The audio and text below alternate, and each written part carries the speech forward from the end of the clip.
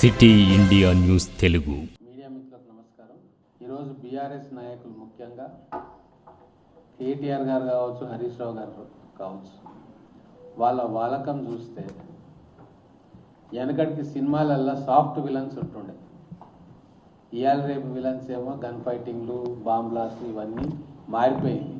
కానీ వెనకడికి గ్రామాలల్లో విలన్స్ ఎవడు మంచి పని చేస్తుంటే పోయి అక్కడ పొలాలు పెట్టి దాన్ని ఖరాబ్ చేసి రావడం, అటువంటి విలని క్యారెక్టర్లు ఇప్పుడు హరీష్ రావు గారు, కేటీఆర్ గారు. వాళ్ళు 9.5 సంవత్సరాల అధికారంలో ఉండి వాళ్ళు చేసేది చేసిండ్రు, కొంప ముంచిపోయిండ్రు. తెలంగాణ రాష్ట్రం మొత్తం కూడా అతలాకుతలమై అప్పుల ఊపిలో కూరుకొని పోయింది. ఇటువంటి సందర్భంలో కాంగ్రెస్ ప్రభుత్వం అధికారంలోకి వచ్చి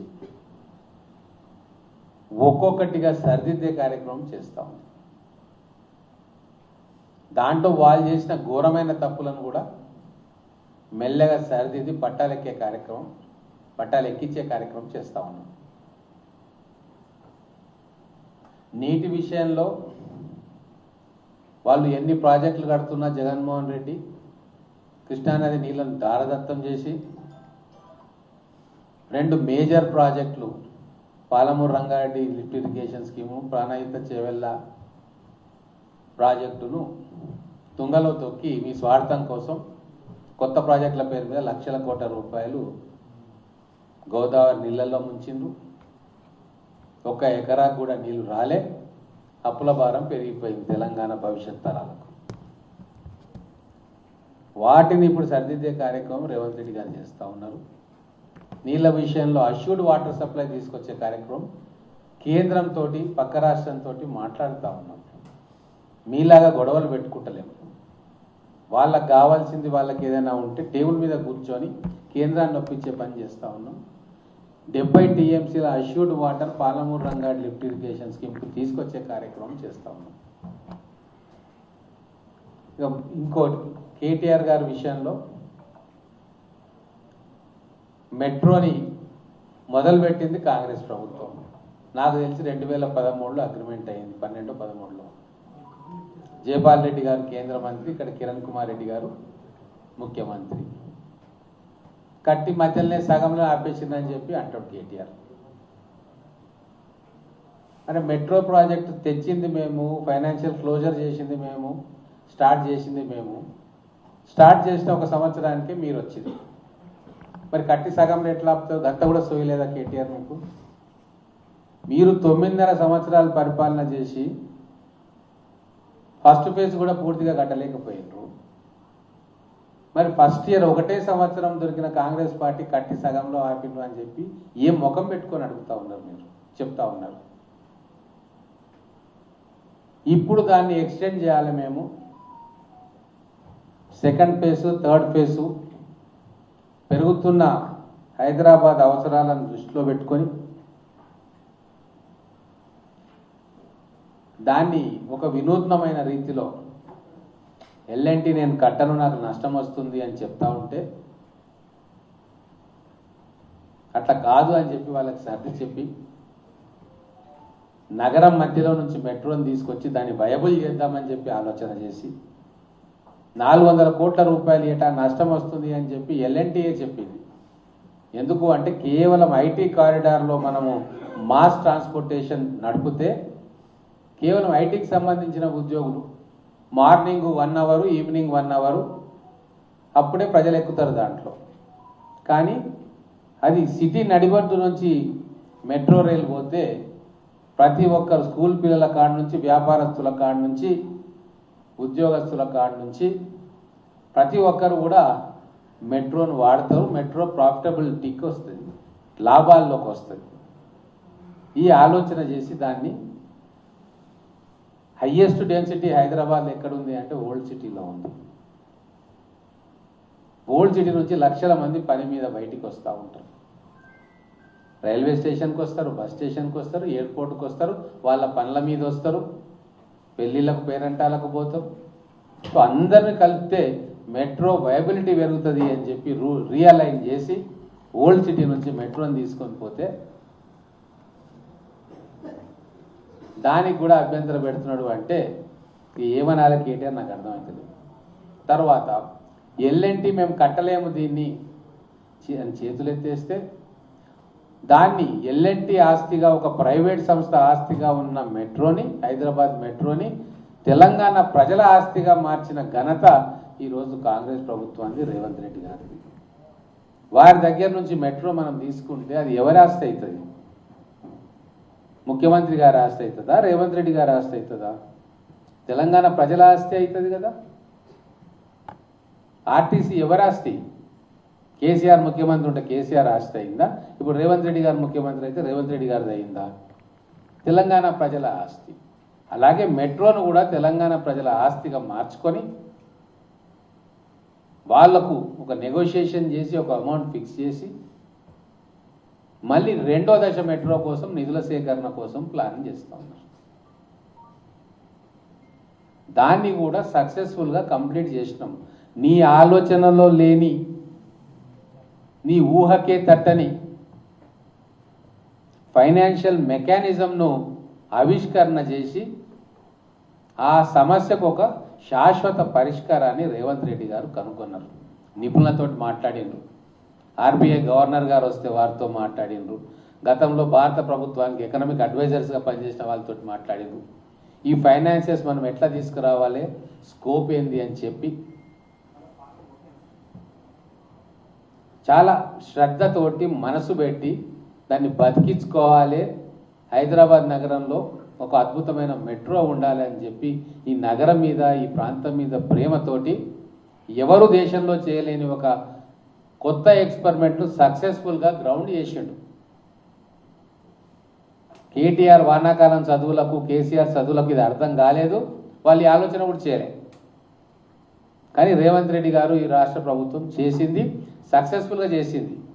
ఎల్ఎన్టీ తోటి ఒప్పించుకున్నాం, 100% మెట్రోని ట్రాన్స్ఫర్ చేయించుకున్నాం, వాళ్ళకు కావాల్సిన నెగోషియేటెడ్ సెటిల్మెంట్ ఒప్పుకున్నాం. దానికి రాష్ట్ర ప్రభుత్వం నుంచి రూపాయి ఖర్చు లేకుండా ఐఆర్ఎఫ్సి ద్వారా లోను కూడా ఒప్పందం చేసుకున్నాం.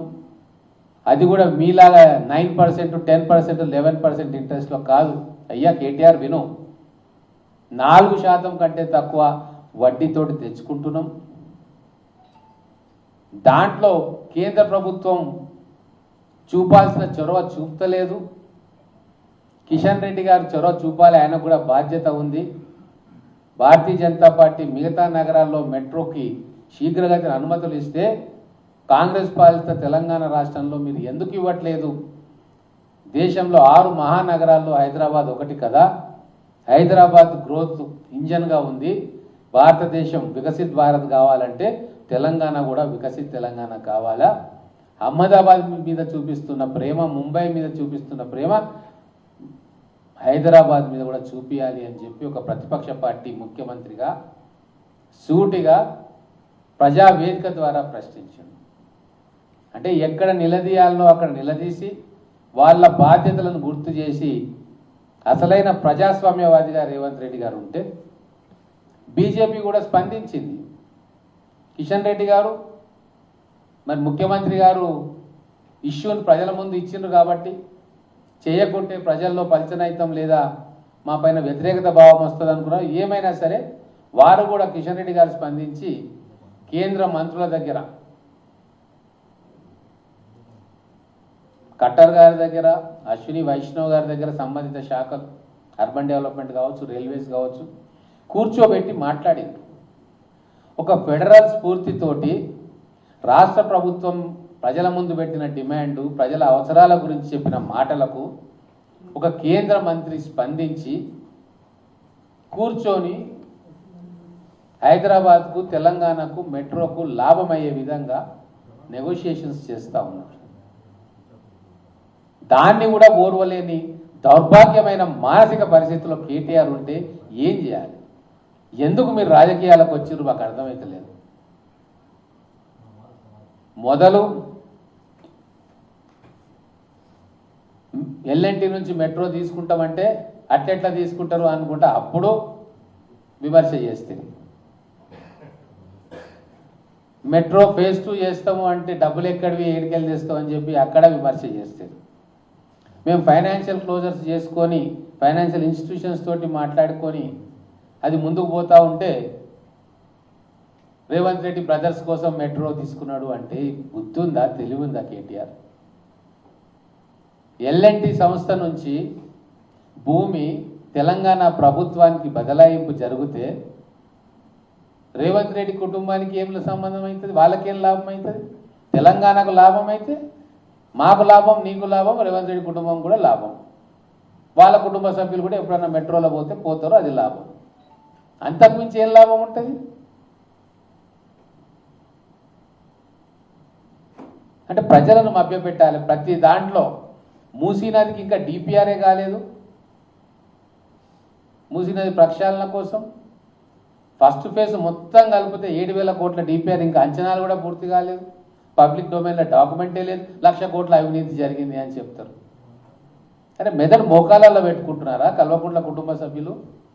ప్రజలు గమనిస్తలేరా? అంటే మేము కాళేశ్వరంలో అవినీతి జరిగింది అని చెప్తే దానికి విరుగుడుగా మెట్రోలో అవినీతి జరిగింది, మూసి ప్రక్షాళనలో అవినీతి జరిగింది అని చెప్తే బరాబర్ అవుతుంది అనుకుంటున్నావా? నాయనా మీరు బురదలో కూరుకొని పోయినరు. మీ కుటుంబం మొత్తం కూడా బురదలో కూరుకొని పోయింది. కాబట్టి అవతల మీద కూడా బురద వేస్తే మేము సమానం అవుతామని మీరు అనుకుంటున్నారు. కానీ మీలాగా బురదలో కూరుకునే మనస్తత్వం రేవంత్ రెడ్డి గారికి లేదు, కాంగ్రెస్ ప్రభుత్వానికి లేదు. మాది ఒక నేషనల్ పార్టీ. ప్రతి దగ్గర కూడా 100 కళ్ళు వాచ్ చేస్తూ ఉంటాయి. మీలాగా ఏమైనా చేయొచ్చు, మాదే రాజ్యం అనే స్థితిలో జాతీయ పార్టీలలో ఉండదు. బీజేపీ కావచ్చు, కాంగ్రెస్ కావచ్చు. ఏది ఎక్కువైనా మితిమీరిన వాచ్ చేయడానికి పైన హెడ్ మాస్టర్ లాగా, టీచర్ల లాగా జాతీయ పార్టీలలో హైకమాండ్స్ ఉంటాయి. కానీ మీకు మీరే హైకమాండ్, మీరే లో కమాండ్. మీరు ఏమైనా చేయొచ్చు, చేసిరు కాబట్టి ప్రజలు మిమ్మల్ని తిరస్కరించారు. మళ్ళీ ఇప్పుడు మొదలు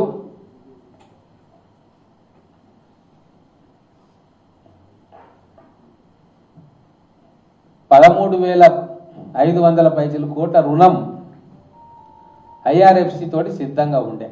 అప్పుడు దాన్ని వ్యతిరేకించినావు నువ్వు. ఇప్పుడు కేంద్ర ప్రభుత్వంతో జరుగుతున్న నెగోషియేషన్స్లో ఆ రుణమే కాదు, మళ్ళా మీకు 38,000 కోట్ల రూపాయలు రెండవ దశ రుణం ఉంటుంది. కాబట్టి ఫేస్ వైజ్గా కాకుండా మొత్తం ప్యాకేజీలో ఒక సంస్థలతోటి రుణం తీసుకుందామని చెప్పి కేంద్ర ప్రభుత్వం, మేము కూడా వాటాదారులుగా ఉంటామన్నాక సంతోషించాలి మనం. ఎందుకంటే ఒక రాష్ట్ర ప్రభుత్వంకున్న శక్తి కంటే, పరిమిత వనరుల కంటే ఒక కేంద్ర ప్రభుత్వం దీంట్లో భాగస్వాములుగా ఉంటే ఇంకా శీఘ్రగతిన ప్రాజెక్ట్స్ గ్రౌండింగ్ అవుతాయి. అరే బుద్ధున్నోళ్ళు మనం డిమాండ్ పెడుతున్నాం కదా, మీరు పాలమూరు రంగాడికి కేంద్ర సాయం కావాలి, ప్రాణాయిత చేవేళ్ళ కేంద్రం తీసుకొని కట్టాలి అంటున్నప్పుడు ఎందుకంటున్నాం? రాష్ట్రాలకున్న పరిమితమైన వనరులకు కేంద్రం యొక్క అపరిమితమైన వనరులు తోడైతే రాష్ట్రానికి లాభం జరుగుతుందనే కదా ప్రాజెక్టులను వాళ్ళని కట్టమంటున్నాం. నేషనల్ హైవేస్ను కూడా మీరు కట్టండి అంటున్నాం. రీజనల్ రింగ్ రోడ్ను మీరు భాగస్వామ్యం చేయండి, కంపెన్సేషన్స్ మీరు ఇవ్వండి అని చెప్పి వాళ్ళని అడుగుతా ఉన్నాం. మరి అటువంటిది కేంద్ర ప్రభుత్వం మేము వాటాదారులుగా ఉంటాం మెట్రోకు అంటే ఇంకా ఇద్దరిని తిడతాడు. మొన్నటిదాకా రేవంత్ రెడ్డి గారు తిట్టిడు, ఇప్పుడు కిషన్ రెడ్డి గారు, రేవంత్ రెడ్డి గారు కేంద్ర మంత్రులు కూర్చొని రాష్ట్ర ప్రభుత్వం కేంద్ర ప్రభుత్వం నెగోషియేట్ చేసి తెలంగాణ ప్రజలకు మంచి చేద్దామని ఒక ఆలోచన చేస్తూ ఉంటే వాయబ్బో ఏమేమి అవుతుంది, వాళ్ళకి ఇట్లా ఒప్పుకుంటే వాళ్ళకి పేరు వస్తుంది, మేము పిచ్చోళ్ళలాగా మిగిలిపోతాం, వెదవుల్లాగా తెలంగాణ పబ్లిక్లలో మిగిలిపోతామని చెప్పి ఇంకా ఇద్దరు తిట్టుడు స్టార్ట్ చేసి ఇది ఏమనాలి? నేను వాళ్ళు నలుగురు బతికితే చాలు, తెలంగాణ ప్రజలకు ఎటువంటి లాభం కలగకూడదు, వాళ్ళు ఎక్కడ పోయినా పర్వాలేదు, అష్ట కష్టాలు పడ్డా పర్వాలేదు హైదరాబాద్ వాసులు, కానీ మంచి పనిని మాత్రం చేయనీయొద్దు అని కంకణం కట్టుకున్నారు. హరీష్ రావు గారు అంతే, కేటీఆర్ గారు అంతే. తుంగభద్రకు డ్యామ్ గేట్లు కొట్టుకొని పోతుంటే ఊర్లు మునుగుతాయని చెప్పి ఆ గేట్లను రిపేర్ చేసి దాన్ని గేట్లు పెట్టి స్టెబిలైజ్ చేస్తుంటే ఇప్పుడు దాంట్లో కూడా ఏదో ఒకటి తెలంగాణకు అన్యాయం జరుగుతుంది అని చెప్పి కాకి లెక్కలు తొండి లెక్కలు చూపించి ప్రజలను మభ్యపెట్టే ప్రయత్నం చేస్తూ ఉన్నాడు హరీష్ రావు గారు. మీకు తుమ్మిడిహట్టి కట్టుకోవడం చేతగాలే మీకు 9.5 సంవత్సరాల నుండి. పాలమూరులో పెండింగ్ ప్రాజెక్టులకు 1000 కోట్ల రూపాయలు ఇవ్వడం చేత కాలేదు. ఆర్డీఎస్ ముఖాన కూడా దిక్కు కూడా పోలే నువ్వు. ఇప్పుడు నీకు ఆర్డీఎస్ మీద ప్రేమ పుట్టుకొచ్చింది.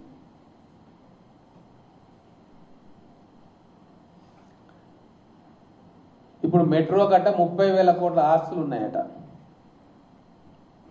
కేటీఆర్ మాట్లాడుతుంటే అర్థం పడతాం కూడా లేదు, పిచ్చెక్కి మాట్లాడుతున్నాడా అనిపిస్తా ఉంది. 30,000 కోట్ల ఆస్తులు ఏడికెళ్ళి వచ్చినాయి? దాని మీద రేవంత్ రెడ్డి కన్నట.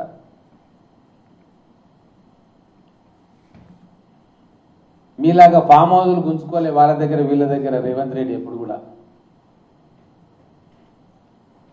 మీకున్న ఆస్తుల చిట్టాలు చూస్తే, మీ బినామీ కంపెనీలు తీస్తే కొన్ని 1000 కోట్ల రూపాయలు మీరు అధికారంలో ఉండి దండుకున్నాయి, దొబ్బుకున్నాయి, దాచుకున్నాయి.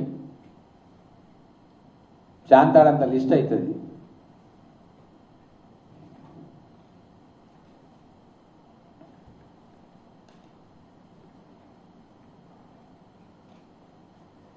మళ్ళీ కేసీఆర్ రావాలని కోరుకుంటున్నాడు. కేసీఆర్ రావాలని కాదు, కేసీఆర్ పేరు చెప్పి నువ్వు కుర్చీ ఎక్కాలని కోరుకుంటున్నావు. నీకు నిజంగా రేపు కేసీఆర్ నిజంగా ఒకవేళ పొరపాటున గెలిస్తే ముఖ్యమంత్రి కానిస్తావా? నువ్వు ఇంట్లో కూర్చున్నావు, నువ్వు కూర్చోక ఎందుకు వచ్చి కుర్చీలో కూర్చుంటావు? ఇది నాది, నా హక్కు అని చెప్పి పక్కకు దొబ్బవు. మీ చెల్లెల్ని బయటికి గెంటేసినట్టు ఆయనను కూడా పక్కకు గెంటేస్తావు కదా. ఉన్నమాట వాస్తవం చెప్పరాదా? నీ ముఖం చూస్తే ఎవరు నీకు ఓట్లు లేరు కాబట్టి ఇప్పుడు మీ డాడీ కావాలి. డాడీ ఉన్నప్పుడే నేను సీఎం అవుతా అని చెప్పి చెప్పుకొని తిరిగిన చరిత్ర కేటీఆర్ది. ఇది వాస్తవమే కదా.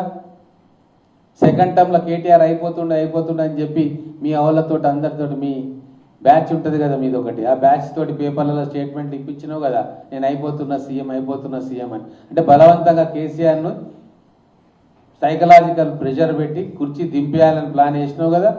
మళ్ళీ ఇప్పుడు కేసీఆర్ రావాలి అంటున్నావు అంటే నీ మాటలు ఎవరైనా నమ్ముతారా? కేసీఆర్ ఇంట్లోకి వెళ్ళి బయటికే వస్తలేడు. మరి ఆయనకి ఎందుకు ఓట్లు వేస్తారు ప్రజలు? నీకు అసలే వేయరు కాబట్టి ఆయన పేరు చెప్పుకొని ఓటు తెచ్చుకోవాలి. ఓట్లు వచ్చినాక ఒకవేళ గెలిస్తే నేనే కుర్చీ ఎక్కాలన్న కుట్ర నీలో ఉంది కదా.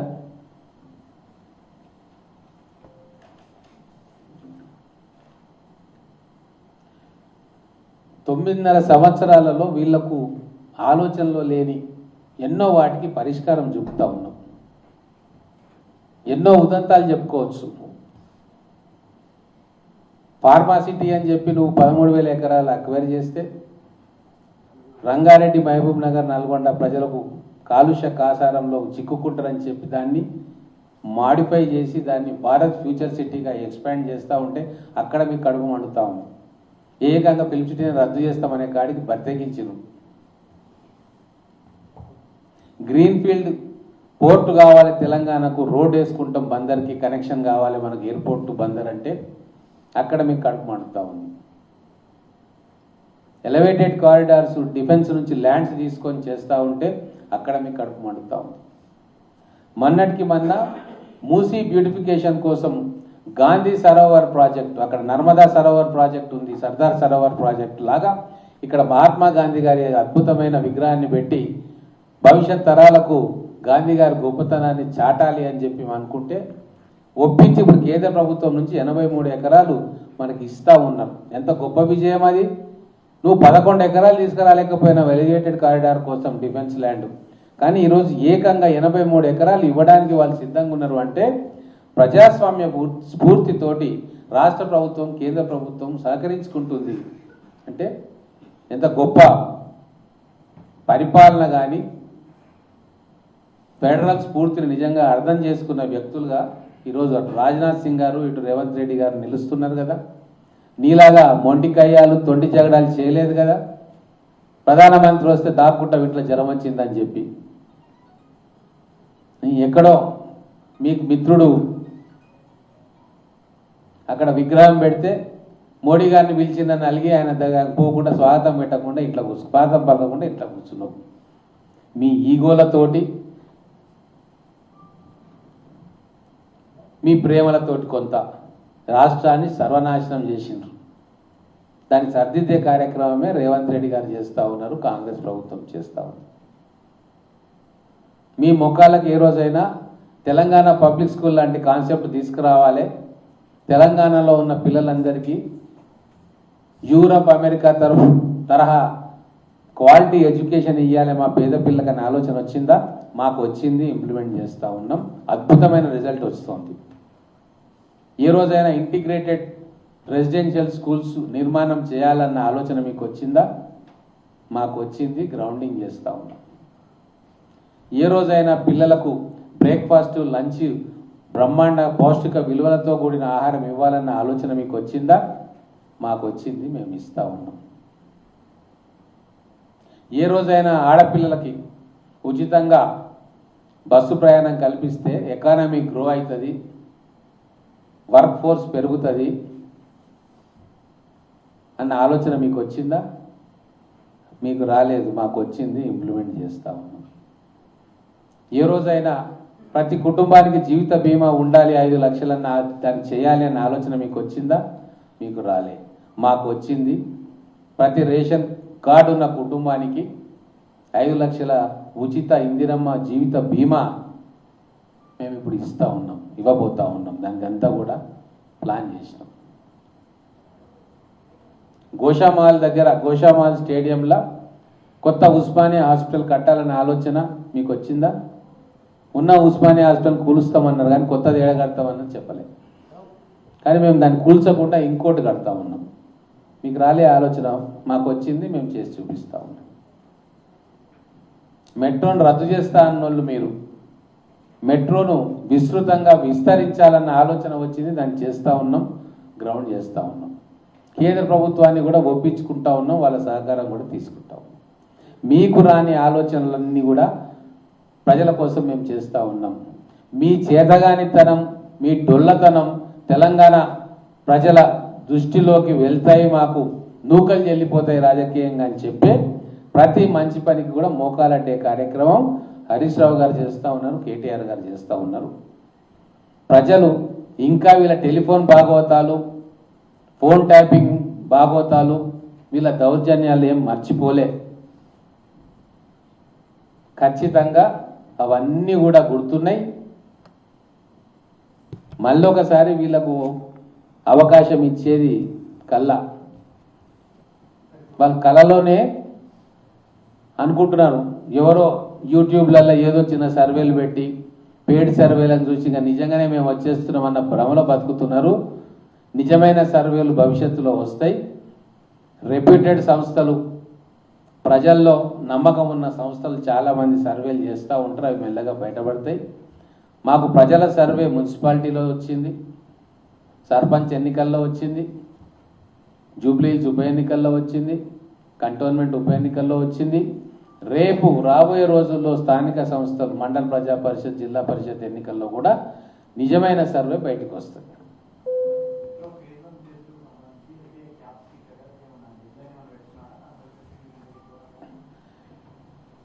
ఒకటి, రాష్ట్ర ప్రభుత్వం చేసే ఆలోచనలు ముఖ్యమంత్రి గారు మనమే చేయాలనుకుంటున్నప్పుడు ఒక విధంగా పోతాం. ఎప్పుడైతే కేంద్రం కూడా ముందుకు వచ్చి కలిసి నడుస్తామన్నప్పుడు ఖచ్చితంగా కేంద్ర అనుభవాన్ని, అక్కడ ఉన్న వాళ్ళు పెద్ద ప్రాజెక్టులు చేస్తున్న అనుభవాన్ని, ఇంకా కేంద్ర సంస్థల అనుభవాన్ని కూడా పనిలోకి తీసుకొని ఎస్బీఐ క్యాప్స్ అనేది చాలా పెద్ద సంస్థ. వాస్తవంగా ఎన్నో మెగా ప్రాజెక్ట్స్ని గ్రౌండింగ్ చేసిన సంస్థ. వాస్తవం చెప్పాలంటే ఐఆర్ఎఫ్సి కంటే కూడా గ్లోబల్గా ఎక్కువ రీచ్ ఉన్న సంస్థ ఎస్బీఐ క్యాప్స్. మనకు ఎకానమీ గురించి అవగాహన ఉన్న వాళ్ళకు వాటి పనితనం, సామర్థ్యం తెలుస్తుంది. కాబట్టి కేంద్ర ప్రభుత్వం సూచన చేసినప్పుడు ఖచ్చితంగా పరిశీలన చేయాల్సిన బాధ్యత రాష్ట్ర ప్రభుత్వం మీద ఉంటుంది.